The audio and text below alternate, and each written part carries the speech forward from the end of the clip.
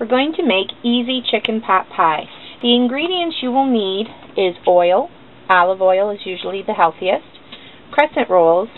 Cream of chicken. You can either choose regular cream of chicken, or they do have healthier, low-fat cream of chicken. Sliced potatoes or whole potatoes. You need them canned only because of the time frame. And frozen vegetables. These just happen to be our favorite mixture, but you can find frozen vegetables in a variety of different vegetables inside. And chicken breast. You want to find a deep pan and put in 2 tablespoons of the oil and set your heat for medium. Next, you want to cut your chicken into small bite-size amounts. If there's extra fat on it, you can cut it off. And you just want to continue to cube the chicken till you have all the chicken cut. With all of our chicken cut up, we're going to put it in the pan. As you saw, I only had 2 chicken breasts because there's only 2 of us eating. I would do about a chicken breast for each person eating. A little more, a little less. They're great for leftovers. You want to take the oil and roll it around in the pan so that it covers the bottom. And put your chicken breast in. After you get your chicken breast in, you want to pour some salt in to taste, and some pepper or any other flavorings that you, or seasonings that you like. We put in some pepper and maybe some garlic.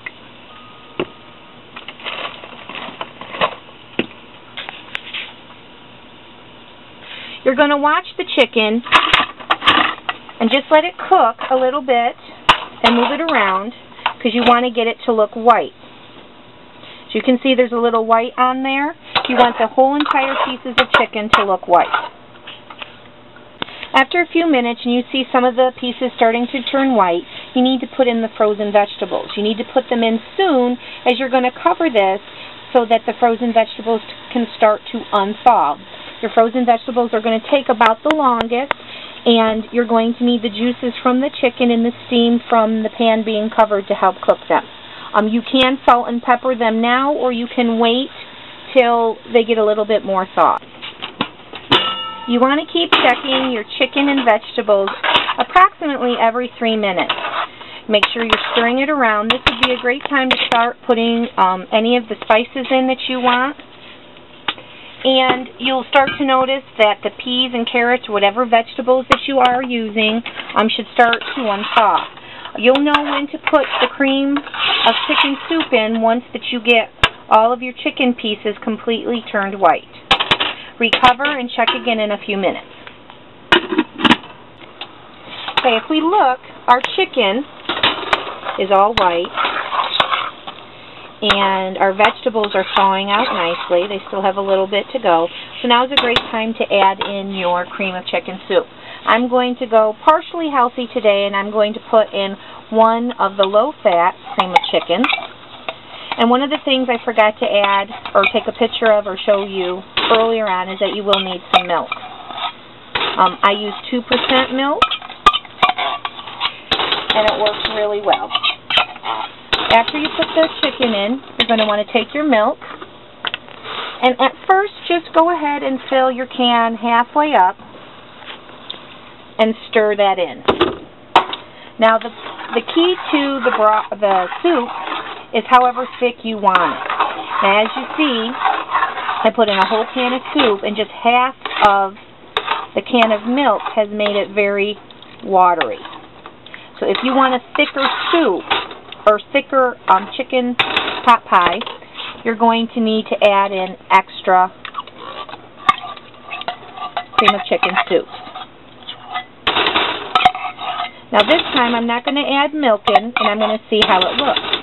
As it boils and simmers, because at this point you are going to want to turn it down to probably like, low to, not simmer exactly, but pretty low. As it simmers, it's going to get thinner.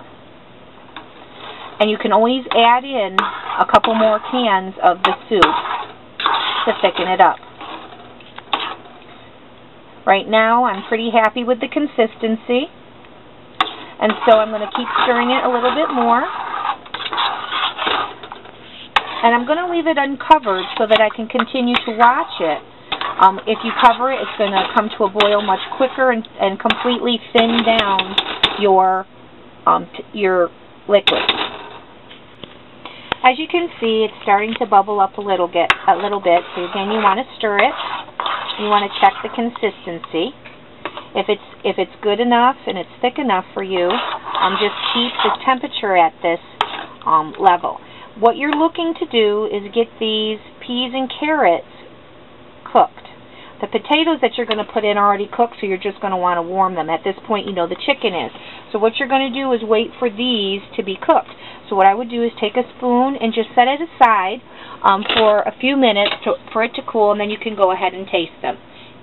Now it's time for the potatoes with your vegetables thawed.